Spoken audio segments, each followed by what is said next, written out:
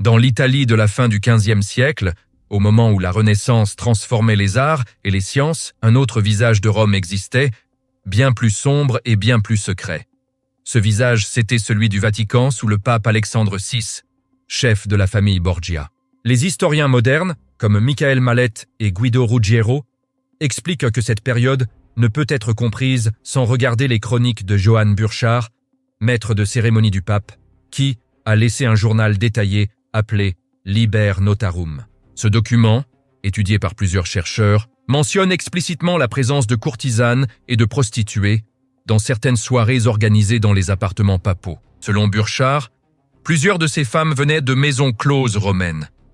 Le Vatican, en théorie centre moral de la chrétienté, devenait la nuit un espace où le sacré et le profane fusionnaient. Le terme prostituée est utilisé dans certaines traductions du journal, notamment celles étudiées par l'historien Gregorovius au XIXe siècle. Mais attention, les spécialistes contemporains, comme Christopher Ibert, rappellent que le latin utilisé par Burchard peut signifier à la fois femme de plaisir et courtisane mondaine. Ce flou linguistique est important, car il montre que l'histoire officielle et l'interprétation moderne ne sont pas toujours identiques. Pourtant, malgré ce débat, un point est clair. Des femmes choisies pour leur beauté et leur expérience étaient bel et bien introduites dans le palais apostolique. Ces soirées n'étaient pas toujours des orgies, contrairement aux légendes populaires, mais des banquets fermés où les alliances politiques se scellaient autant dans les discussions que eux, dans les gestes intimes. En effet, Guido Ruggiero, spécialiste de la sexualité à la Renaissance, rappelle que la prostitution était institutionnalisée dans presque toutes les grandes villes italiennes. Les autorités civiles taxèrent les bordels et les courtisanes étaient parfois protégées par des nobles. Ainsi, la présence de ces femmes au Vatican, bien que choquante pour un pape, n'était pas en contradiction totale avec la culture urbaine de Rome. Ce que Burchard décrit dans ses chroniques, ce sont des soirées où les femmes circulaient parmi les invités, dansaient, servèrent le vin et parfois entretenaient des relations plus intimes avec des hauts dignitaires. Ces soirées se déroulaient dans la salle Borgia, une pièce décorée par Pinturicchio, où des tentures épaisses recouvraient les fresques sacrées la nuit venue. Le mélange entre symboles religieux et plaisirs charnels n'était pas un accident. Plusieurs historiens, comme Sarah Bradford, expliquent que les Borgia utilisaient ce contraste pour affirmer leur domination totale, celle du pouvoir politique sur la morale et celle du désir sur les principes religieux. Parmi les événements les plus cités, on trouve ce que eux les chercheurs appellent au jour, oui, le banquet des châtaignes. Ce dîner, rapporté dans le journal de Burchard, mentionne la présence de 50 femmes, décrites comme des méretrices. Certains, comme l'italien Francesco Sensi, affirment que le terme désignait bien des travailleuses du sexe. La description parle de danse, de jeux de gestes, de défis physiques. Le Vatican, durant ces années, n'était pas seulement un lieu de foi. C'était un centre politique comparable aux cours royales. Les alliances, les mariages, les guerres et les traités étaient discutés autant pendant les audiences officielles dans ces dîners nocturnes.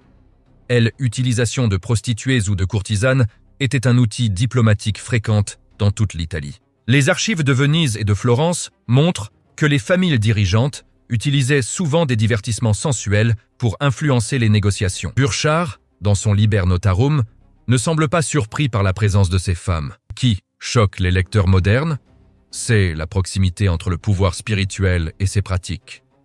Elles étaient des instruments politiques, utilisés avec une précision qui surprend encore les historiens modernes. Dans ce contexte, la présence de prostituées ou de courtisanes avait une fonction qui allait bien au-delà du plaisir. Les pratiques observées par Burchard dans la salle Borgia montrent que ces femmes servaient souvent de médiatrices involontaires entre les puissants. Ce savoir, même s'il n'éprouvait rien de romanesque, avait une valeur stratégique immense. Dans une Europe où les secrets et les rumeurs pouvaient renverser des dynasties, les murmures recueillis dans la pénombre valaient autant que des documents officiels. Cette proximité faisait deux choses. Elle renforçait la dépendance des invités envers les Borgia et elle augmentait la capacité de ces derniers à prévoir les mouvements politiques. Plusieurs historiens, comme Sarah Bradford, soutiennent que ce système d'une efficacité redoutable n'a été compris dans toute son ampleur que plusieurs siècles plus tard. Dans ces soirées, rien n'était laissé au hasard. C'est dans cet espace, entre vin, chuchotement et danse, que les Borgia recueillaient les informations les plus précieuses. Une courtisane, habituée à écouter sans être vue, pouvait relayer ce que personne d'autre n'avait remarqué. Il existe des traces, notamment dans des lettres diplomatiques conservées à Venise, montrant que certains envoyés étrangers savaient pertinemment que ces soirées représentaient un test. Ils devaient garder le contrôle, éviter les provocations et surtout ne rien dire que les Borgia pourraient utiliser contre eux. Ils se retrouvaient ensuite pris au piège, obligés de soutenir la papauté dans des décisions qui leur déplaisaient, simplement parce qu'ils craignaient que certaines scènes ou paroles ne soient révélées. Dans ce climat de tension, les prostituées et les courtisanes n'en étaient pas seulement des figurantes. En comprenant cela, on comprend aussi pourquoi ces femmes ont été volontairement effacées des récits traditionnels. Les chroniqueurs hostiles à la papauté ne voulaient pas les décrire comme des agents involontaires de stratégie, mais comme de simples instruments de vice. Et ce rôle explique pourquoi leur présence n'est pas seulement mentionnée dans les chroniques scandaleuses, mais aussi dans des archives diplomatiques. Plusieurs cardinaux conservateurs, comme ceux cités dans les lettres compilées par Ludovico Pastor, se plaignaient du climat dangereux créé par ces soirées. Ils disaient que le Vatican n'était plus un centre de foi, mais une cour séculière, où la morale n'était que façade. Certains allaient même plus loin, affirmant que ce mélange de sexe, de politique et de religion attirerait la colère divine sur Rome. Ces critiques, pourtant, n'étaient pas motivées par la vertu. Elles sont devenues les symboles d'un système qui dépassait le simple scandale. Dans le Vatican de la fin du XVe siècle, la prostitution, la sensualité et la politique ne formaient pas trois mondes séparés. Ils formaient un seul et même univers, très humain, très fragile, très dangereux. À mesure que les soirées privées du Vatican devenaient un outil politique pour les Borgia, une tension invisible commençait à ronger la cour papale. Les familles romaines qui se sentaient humiliées, les cardinaux mis à l'écart, les ambassadeurs forcés à participer à ces banquets, tous accumulaient une rancune qui ne demandait que le moment opportun pour exploser. Cette tension apparaît dans plusieurs documents diplomatiques conservés aux archives de Venise. Dans une lettre de 1502, envoyée vénétien Agostino Giustiniani, rapporte que la cour papale était devenue un lieu où la dignité s'éteint et où la peur se grimpe comme une fumée. Ce témoignage, souvent cité par les historiens, montre que le scandale ne venait pas seulement de la présence de prostituées, mais de l'ambiance politique toxique qui entourait ces soirées. Les courtisanes présentes dans les appartements papaux avaient involontairement déclenché un mécanisme complexe. Elles étaient devenues les témoins silencieuses de négociations secrètes, parfois de trahisons, et souvent de conversations qui auraient pu, si elles étaient révélées, provoquer la chute de plusieurs familles. Les écrits de Burchard mentionnent que certaines d'entre elles connaissaient les secrets, qui circulaient dans la salle Borgia mieux que plusieurs cardinaux. Cette proximité avec les puissants les plaçait dans une position paradoxale.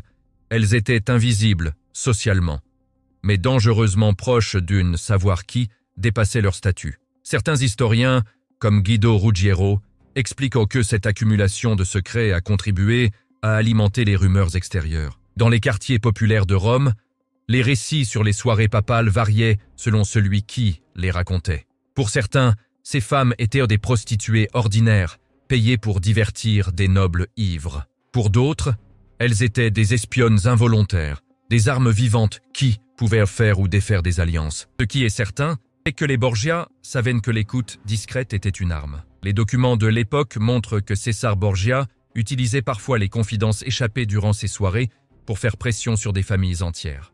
Une lettre conservée à Florence, associée à la famille Strozzi, indique qu'un de leurs représentants fut contraint de renoncer à des terres parce que César détenait des informations compromettantes issues d'une soirée dans la salle Borgia.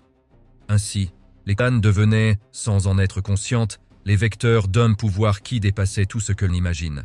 Pourtant, malgré ce système bien huilé, des fissures commencèrent à apparaître. Plusieurs femmes, selon Burchard, commencèrent à craindre que leur présence au Vatican les expose à des représailles. Elles savaient qu'elles étaient des témoins encombrants. Certaines tentèrent de quitter Rome.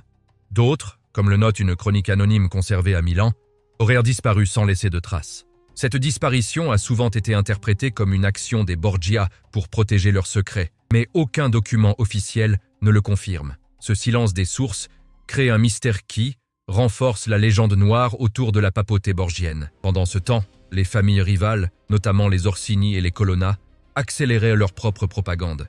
Ils diffusaient des pamphlets anonymes, accusant les Borgia de transformer le Vatican en maison close, une accusation exagérée mais largement relayée. Les historiens modernes, comme Sarah Bradford, rappellent que ces pamphlets avaient un objectif politique, affaiblir le prestige d'Alexandre VI en attaquant sa moralité.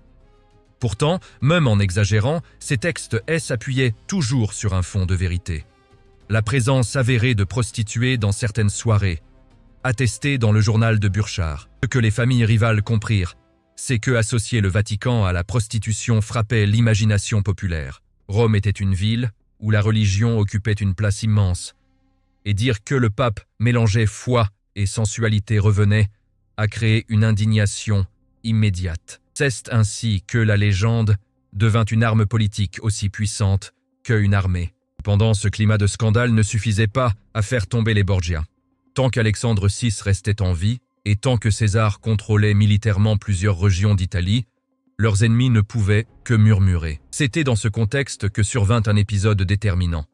La mort soudaine de plusieurs courtisanes ayant participé à une soirée privée. Les sources divergent sur les causes. Burchard évoque une maladie soudaine. Des lettres florentines parlent d'une poison mal distribué.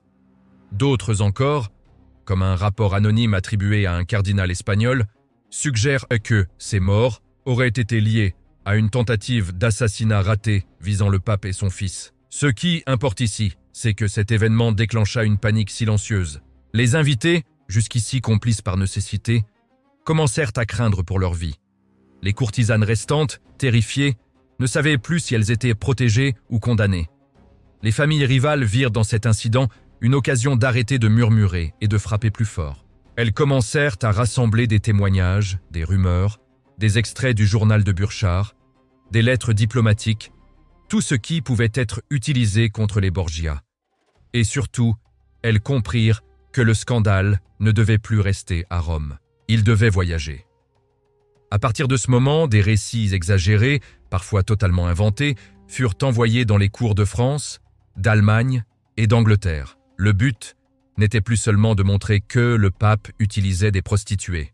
Le but était de faire croire que le Vatican entier n'était que décadence et corruption. La papauté borgienne devenait, dans l'imagination européenne, une anomalie, un monstre moral. Et cette perception allait ouvrir la voie à une tempête qui dépasserait largement les murs du Vatican.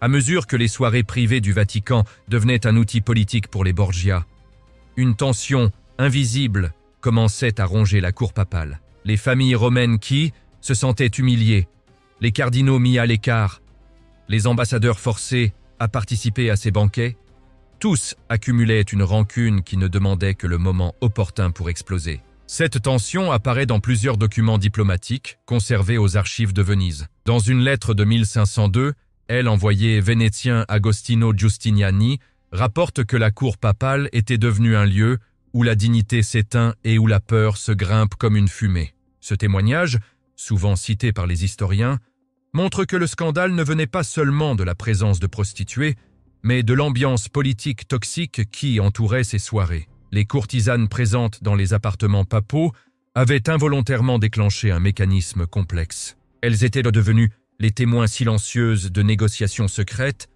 parfois de trahisons, et souvent de conversations qui auraient pu, si elles étaient révélées, provoquer la chute de plusieurs familles. Les écrits de Burchard mentionnent que certaines d'entre elles connaissaient les secrets, qui circulaient dans la salle Borgia mieux que plusieurs cardinaux. Cette proximité avec les puissants les plaçait dans une position paradoxale.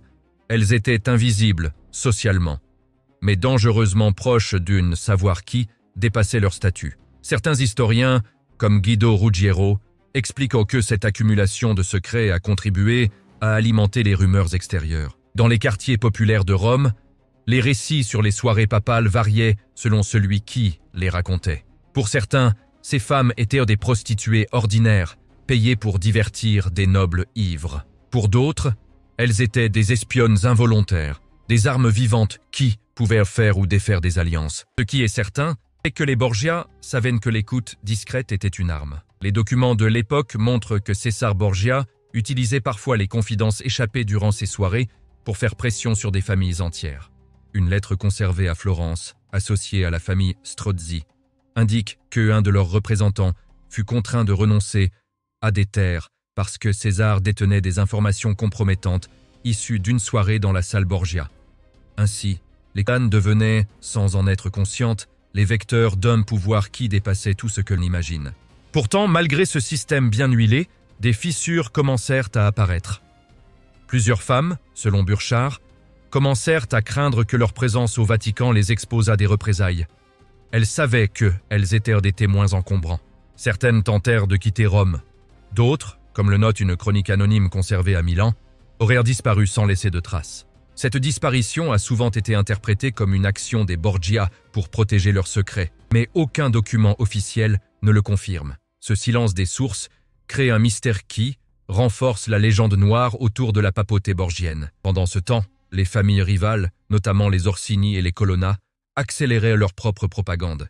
Ils diffusaient des pamphlets anonymes accusant les Borgia de transformer le Vatican en maison close, une accusation exagérée mais largement relayée. Les historiens modernes, comme Sarah Bradford, rappellent que ces pamphlets avaient un objectif politique, affaiblir le prestige d'Alexandre VI en attaquant sa moralité. Pourtant, même en exagérant, ces textes s'appuyaient toujours sur un fond de vérité.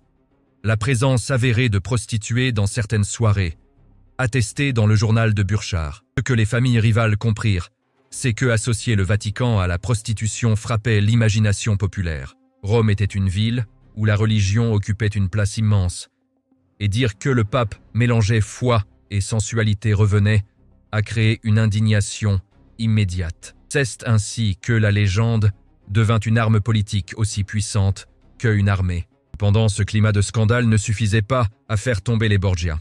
Tant qu'Alexandre VI restait en vie et tant que César contrôlait militairement plusieurs régions d'Italie, leurs ennemis ne pouvaient que murmurer. C'était dans ce contexte que survint un épisode déterminant. La mort soudaine de plusieurs courtisanes ayant participé à une soirée privée. Les sources divergent sur les causes. Burchard évoque une maladie soudaine. Des lettres florentines parlent d'une poison mal distribué. D'autres encore, comme un rapport anonyme attribué à un cardinal espagnol, suggèrent que ces morts auraient été liées à une tentative d'assassinat raté visant le pape et son fils. Ce qui importe ici, c'est que cet événement déclencha une panique silencieuse. Les invités, jusqu'ici complices par nécessité, commencèrent à craindre pour leur vie. Les courtisanes restantes, terrifiées, ne savaient plus si elles étaient protégées ou condamnées. Les familles rivales virent dans cet incident une occasion d'arrêter de murmurer et de frapper plus fort. Elles commencèrent à rassembler des témoignages, des rumeurs, des extraits du journal de Burchard, des lettres diplomatiques, tout ce qui pouvait être utilisé contre les Borgia. Et surtout, elles comprirent que le scandale ne devait plus rester à Rome. Il devait voyager. À partir de ce moment, des récits exagérés, parfois totalement inventés, furent envoyés dans les cours de France, d'Allemagne et d'Angleterre. Le but n'était plus seulement de montrer que le pape utilisait des prostituées. Le but était de faire croire que le Vatican entier n'était que décadence et corruption. La papauté borgienne devenait, dans l'imagination européenne, une anomalie, un monstre moral. Et cette perception allait ouvrir la voie à une tempête qui dépasserait largement les murs du Vatican.